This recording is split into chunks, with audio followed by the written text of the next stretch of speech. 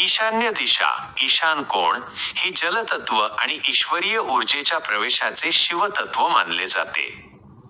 या दिशेला दोष असल्यास मानसिक भ्रम आणि प्रगतीत अडथळे येतात.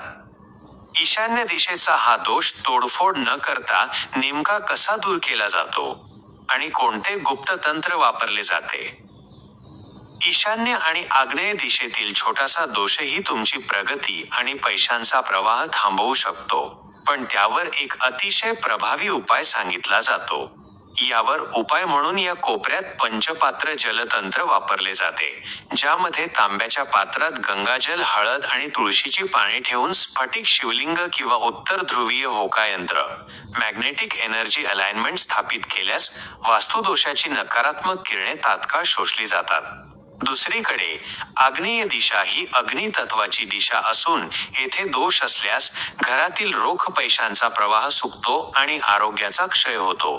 पाणी आणि अग्नीचा संघर्ष रोखण्यासाठी तोडफोड न करता ताम्र यंत्र, कॉपर हिलिक्स आणि आग्नेय कोपऱ्यात लाल रंगाचा दक्षिणमुखी प्रकाश रेड लाईट लावला जातो, ज्यामुळे विझलेली अग्निचक्र ऊर्जा पुन्हा प्रज्वलित होते. पण घरातील सर्वात शक्तिशाली दिशा अजून बाकी आहे, जिथे झालेला दोष संपूर्ण कुटुंबावर परिणाम करू शकतो.